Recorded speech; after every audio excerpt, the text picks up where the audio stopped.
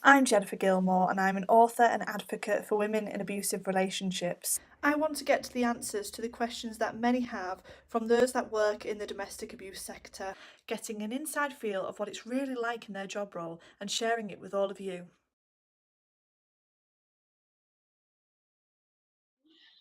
Hi everyone, I'm Jennifer Gilmour and I'm an author and advocate for women in abusive relationships. As you know, this is episode 2 of #Abuse Talk Interviews, and I'm really delighted to have Lisa Pickering with me, who is a solicitor and also the main sponsor of Abuse Talk, the forum. So thank you for joining me first of all, Lisa. Not a problem, happy to be here. Great. Are you really happy? So, Lisa, will you just tell us first a bit about you and also what your job role entails?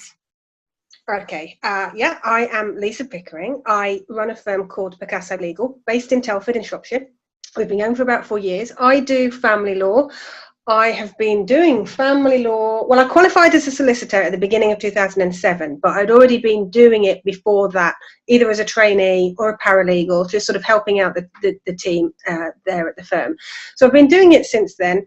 So this would cover divorces, sorting out the finances, children, helping people who have been victims of domestic abuse and wanting to get court help from that, with that, and all the associated bits that come with families either coming together, so change of name deeds, cohabitation agreements, prenups, and all the stuff that happens when a family splits up, and everything in between. There's a lot to cover. That does sound like a lot.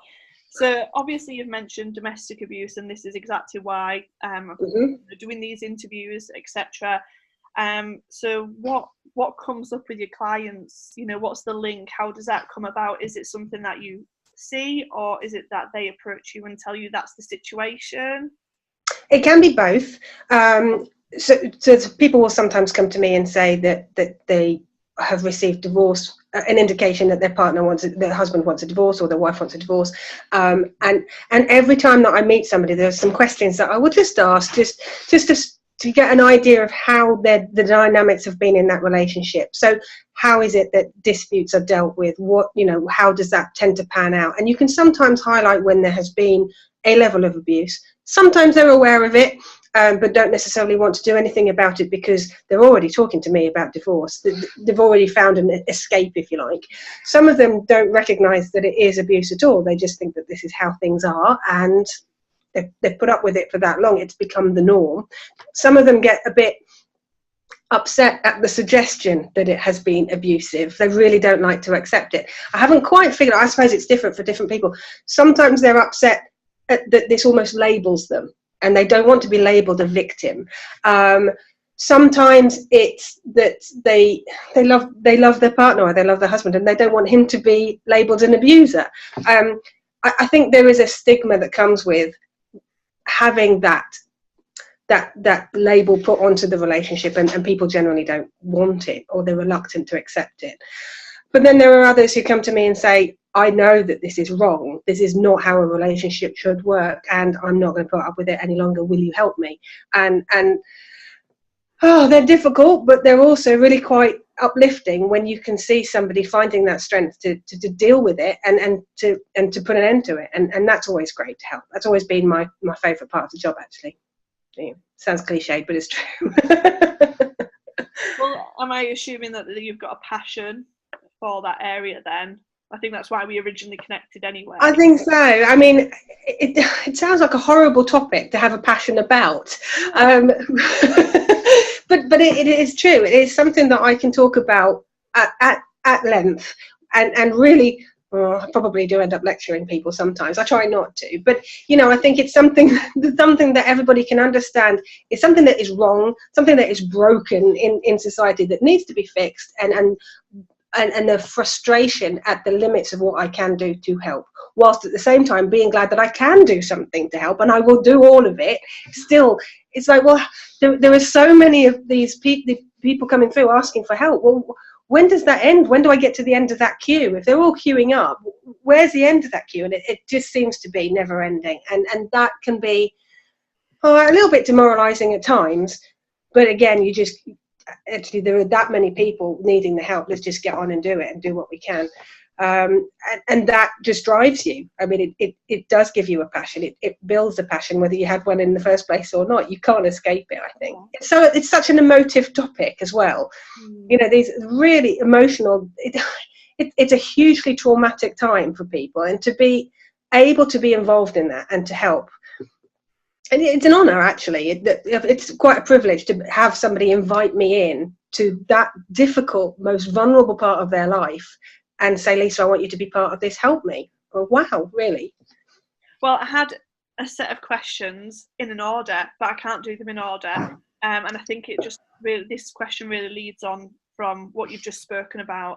I have asked other people to ask questions, you know, to basically ask you, because sometimes it's difficult to get those types of answers from solicitors. And the one thing that kept coming up from people is, will you believe me?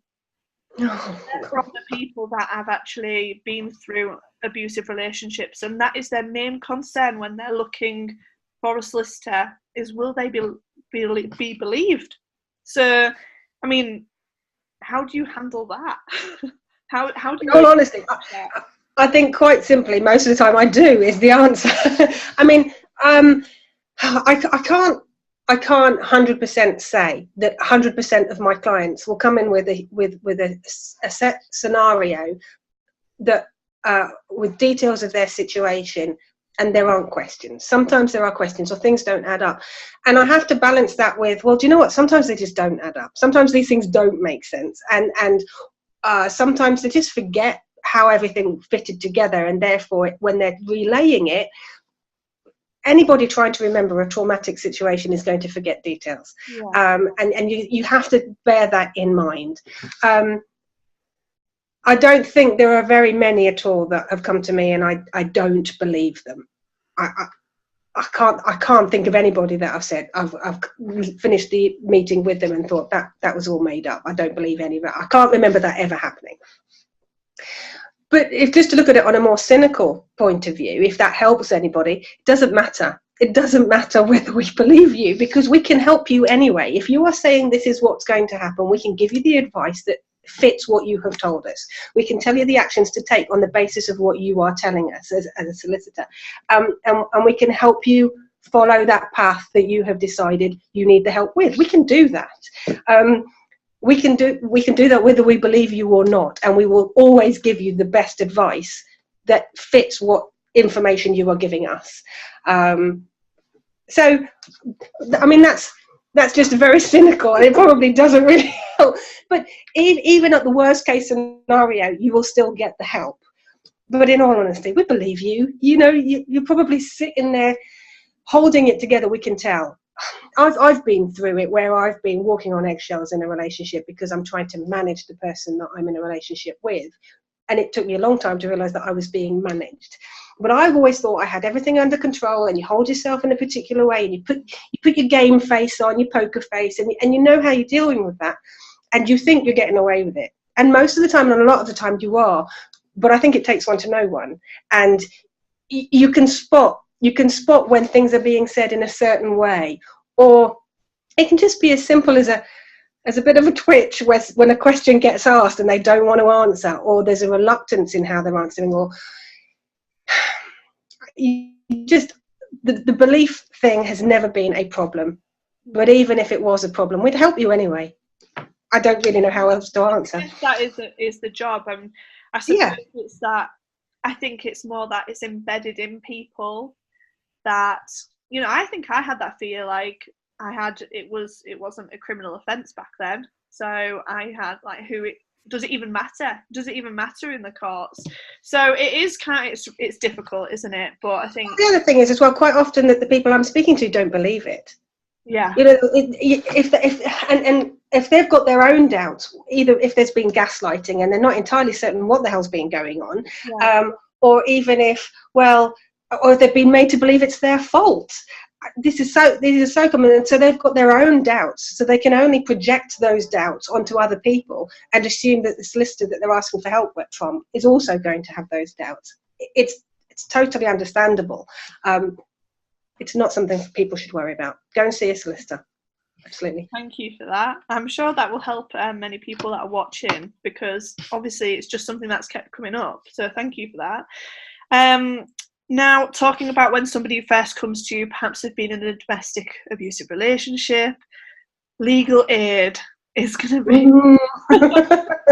Now, how do people apply for it? What's the criteria? Because it's always changing. Sometimes it might even be different in certain areas. And is it worth it? I mean, sometimes I've heard that legal aid might cover just a percentage. You know, is it worth the whole process? Because I know that you end up with a file this big to give, to prove, and everything. Yeah. Okay. So tell us. Oh, okay. So this is a big topic. Okay. To be eligible for legal aid, there are three aspects to it. One is that you are financially eligible. So your income, your household income, has to be below a certain threshold. We have to take into account all of your income. And if you've got a new partner and they're producing an income, you have to take that into account. If you're getting board and lodgings from your teenage son, you've got to take that into account, everything. What we can knock off is somewhat limited. So you get a £45 allowance because you might work. This does not apply to self-employed people. This is just people who are employed. You get an allowance that is knocked off for having dependents with you. So depending on how many there are under 18 or a dependent partner, you'll get an amount that's knocked off for that. And we can knock off rent or mortgage for where you're living. It does not include rent or mortgage for another house that you used to live in that you're perhaps still paying the mortgage on and your ex lives there, but you're now paying rent. Only where you're living. There's a cap on how much they can take into account for that as well. And we don't care about the fact that you have to pay council tax or pay the bills or eat. That all has to come out with whatever is left at the end of it. Okay, so that's a financial criteria. Then you've got to make sure that you are a demonstrable victim of domestic abuse. Now, this can be that the person who was abusive has been convicted of an offence, or arrested for an offence. Bear in mind, this needs to be a domestic abuse offence, not breach of the peace or something generic. And it has to be against you.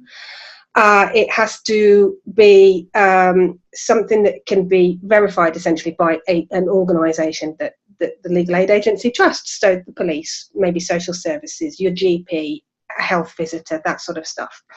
If none of those apply, but the abuse is still ongoing, needing to get immediate protection from the court is enough evidence. If you need a non-molestation order or you need some form of injunction right now, that need and going through that process to get it is enough. Your legal aid sort of gets backtracked in order to cover the work that's required to get it. It's not quite a chicken and egg situation, but it's kind of like that. So that gets covered.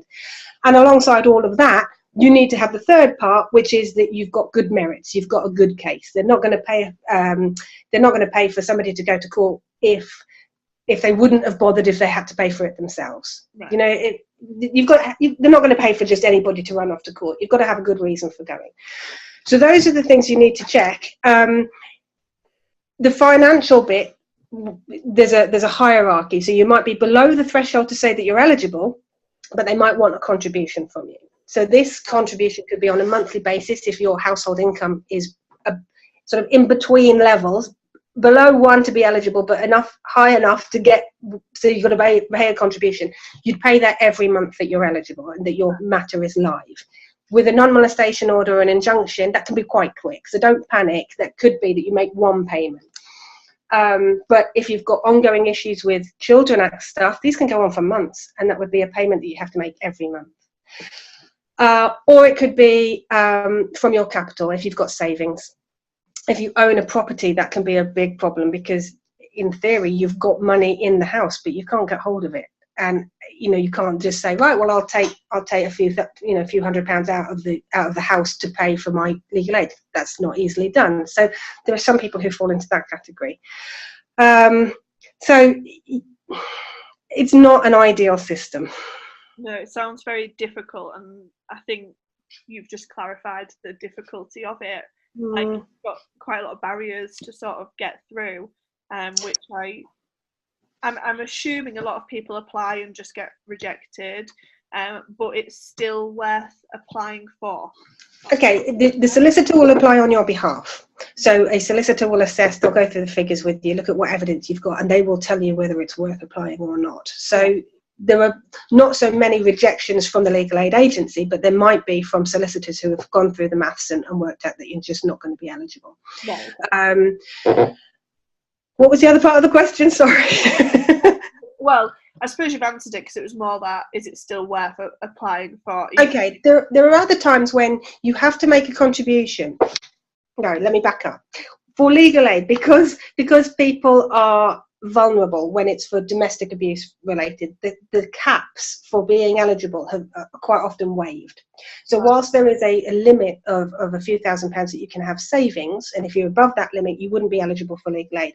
For domestic abuse, they will say there is no cap. You can have the legal aid. However, the contribution that you have to make is the full amount that the solicitor will charge. Right. So many people say to me, well, why not just pay the solicitor? What's the point of going through the legal aid agency? And the answer is legal aid rates to pay a solicitor are much cheaper than high street rates. And the other thing is that even if you do end up having to repay your legal aid, because there are circumstances where if you receive money at the end of it, perhaps from a divorce settlement, you have to repay all of your legal aid back anyway. Yeah. But it's still worth it because it's at a cheaper rate than you would otherwise get. And also in those circumstances, you don't have to pay it until the end. Contributions you have to pay up front or on an ongoing basis, but where it's sort of like a clawback, you can pay that at the end, so it's deferred, and you can quite often pay that from your divorce settlement if that applies. So there are still times where it's worth doing it. If nothing else, you're probably looking a third or a quarter of the price that you would ordinarily pay if you went to a solicitor privately, rather than relying on the legal aid. Right. Okay. I didn't think about the difference between the money on high street and legal aid. So that's good. There's quite a difference. The solicitors are very aware of the difference. Yeah, I think I remember that being mentioned. Okay, so I've personally gone through the family court system for a couple of different things. And I found that there is a lack of consistency with the judges. So if you say going in multiple times. So do you find this, because I've heard it from a few people, and what would you say about this? Would you say that this isn't a problem, especially for domestic abuse, and recognising the signs, perhaps somebody isn't convicted, but they're still using the court system as a way to abuse their ex-partner? Oh, yes. Okay, so judges are humans and they are individuals. So I suppose the starting point is that you are going to get a different judgment from different judges. That they're all dealing with the same law, but the law can be interpreted in many ways. You just got to think about how the legal system works. It is one person saying X and another saying Y, and they are both relying on the same law to argue their point, but you can have two different points of view. So you're always going to get sometimes where you expect an outcome, but you've got a different judge and he has given a different spin. That is possible. I'd like to think that most of them are quite consistent, and certainly you get to know the judges in your local area and what their views generally are on certain topics, so you can anticipate how they're going to respond.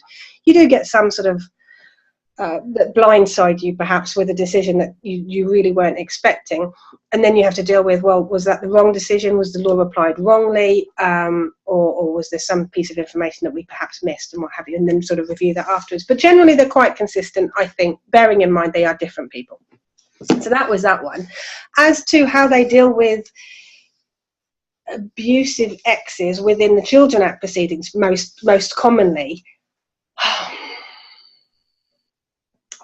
I don't know that I can give you a standard answer on this, because there have been many times where I have been so frustrated on my client's behalf, so upset. I mean, I've been in court in tears in court before, because I'm so upset for my client, because the difficulties that usually she has gone through with abuse just seem to be not discarded, because you kind of get the lip service, oh yes, we're aware of this, but then it doesn't seem to make any difference.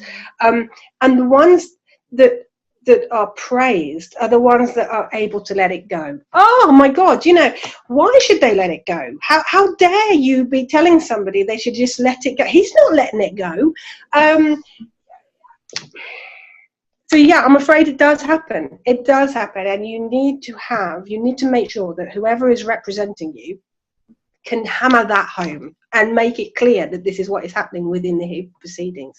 So you need to make sure you've got a representative who is willing to argue with the judge, because sometimes that can be scary, but it needs to be done sometimes. It genuinely does. Just that said, there are times when letting it go on this occasion probably is the best outcome. There's a time and place for dealing with disputes sometimes, or aspects of those disputes, and sometimes you will have to have a piece of, you just have to have faith in the system that this will come through. It will, it will go in the wash, and it will come out in the wash, and we'll be dealing with it, and it will be taken into account, even though it feels like everybody's ignoring it for now. Have faith in the system. I do think overall it gets there. It's perhaps not a perfect system, we all know this, but it is the one we've got, and it's just a matter of figuring out how to use it best. Have faith, get a good solicitor. Okay, so I also speak to a lot of women going through the family court system, and they are often unhappy with CAFCAS, or frightened, again, that they won't be listened to. Do you have any guidance, with the services that are coming in, with the reports or system? Do you have any guidance on people, dealing with CAFCAS in general? I think it's probably going to be a generic answer here, in that be ultra reasonable, be ultra calm, have your bullet points of what you want to say, don't go off on one. This is not necessarily an opportunity to attack. This is to present yourself as the most reasonable, most sensible option, if you like. Have yourself a point of a list of points you want to make, that you want CAFCAS to know. Make sure these are relevant and that are actually going to affect the outcome. They are not the enemy. If you treat them as such, they will become the enemy. They are the people that are making the ultimate decisions. We talk about the judges making the decisions, but they are guided by social services and CAFCAS, and they are making recommendations that most of the time the court will follow. They don't always, and there are times where we can suggest that they don't, and there's a reason for not following the recommendation, but most of the time it is CAFCAS that will say what the outcome ultimately will be. Just, what else can I say? I think you've said it. and I think I remember, I remember telling other people that this is, or even support workers saying, there's a lot of people that will go into the meetings and be, shouting and saying effing and jeffing, even going into the courts and doing that. Mm-hmm. But because of probably the tension and the pressure that they feel, and that they don't want to be put into this situation. But I mean, they said to me that I was so calm and everything, but I don't know whether that actually can hinder something. You see, I've had it before where people have been so calm and so collected that they come across as some sort of alien or robot, and it's like, well, where's the emotional response here? So don't feel that you can't cry. If this is traumatic, if you're upset by this, let that be known. There's no problem with letting it known that you're upset. Balance that, of course. If you're hysterical, that's going to be a problem, because there's going to be assumptions brought from that. So just be honest about what has happened, be honest about how you feel, be honest about how you want to present it. Just try and be authentic, I suppose. Yeah, okay, thank you. And I know we've touched on this a little bit already, but I want to come back to perpetrators continuing to use the family court system. Yes. Continue their abuse. Like, do you ever sense that that's happening? And that's why I say about consistency of judges. Would that help them if it was the same judge, that they would actually pick up on that? Do you know what I mean? Because it's like, I suppose when you enter an abusive relationship, you don't automatically go, oh, you're abusive, do you? It takes time, and even after that relationship, you're told you might find out from somebody else or by a realisation. It's not necessarily when you're in that relationship. So how on earth is a judge or a professional meant to see that anyway? I think quite often the facts and the situation does speak for itself, and the judges are trained to spot this sort of stuff. And of course, they're relying on CAFCAS and social services who've also got their own training. But quite often it can just be down to the solicitor. The solicitor can say, this is another form of abuse, this is ongoing abuse, and they can literally lay it out as simply as that. And they will. You know, I've done that if that's been required. And sometimes it's just so that my client knows that it has been said and it has been raised. I'm probably aware that the judge is already knows about it, but just hearing it said in a court setting can really be reassuring for the client, and can also actually just be a bit of a message to the abuser that we're onto you, stop it, you know, that sort of thing. That can be really quite helpful. Proceedings can be another form of inescapable abuse, because you have got to engage. You've got no choice. If somebody has started court proceedings and you are the respondent, you have to respond. It does happen. It is recognised. It doesn't always necessarily matter that it's recognised, in that this is a process you have got to go through. And I would just say, keep jumping those hoops, keep jumping them, and you will get to the finish line in the end. You will. And if there are multiple applications that are made one after the other, and they just won't let it go, and every small error is brought forward as a breach, and then they need to be enforced again, you can ask for a court order that says that they're not to make any further applications without permission of the judge. It doesn't stop them making applications entirely, but they have to go through this additional hurdle first to get permission from the judge to say, actually, you're not going to issue these proceedings. So those of you who have seen the application form for Children Act proceedings, one of the questions is, do you need permission to make this application? Now, that applies to non-parents who want to apply for an order that relates to a child, but it also applies to those who need to get permission because there's perhaps an existing order that says you're not allowed to just go ahead and do this. We're going to suspend that right. So there's an additional hurdle that can be built in, but unfortunately you have to have jumped the initial hurdles a few times before you can persuade a judge that this is necessary. And you know, that is frustrating, but again, have faith in the system. It may feel that it's letting you down in the meantime, but it's all building, and it will all come together and be used to support you in the end. And I've got just one last question, which kind of niggles in before that one really, is what are your thoughts on mediation? Okay, I lose a lot of money for people going off to mediation rather than coming to see me and helping them as their solicitor. I still keep recommending people go to mediation. It is great. There are times when it's not appropriate. You have to have a level playing field. You have to be able to argue your point. And if you have been in a relationship where you've just got to the point where you don't bother arguing anymore because it's easier just to, you know, give in and just give them what they want, then it's perhaps not appropriate. However, there are some mediators out there that are very good at helping people in those situations. You can have mediation with you both in separate rooms. So it might be easier to say to the mediator what it is you want or why you disagree with a recommendation or a proposal. And they are the one that go back and say, you don't have to look them in the eye. You don't have to look at them at all and see their reactions. You don't have to see them roll in their eyes. And, you know, you don't have to deal with that. So you're one step removed, which makes it a lot easier.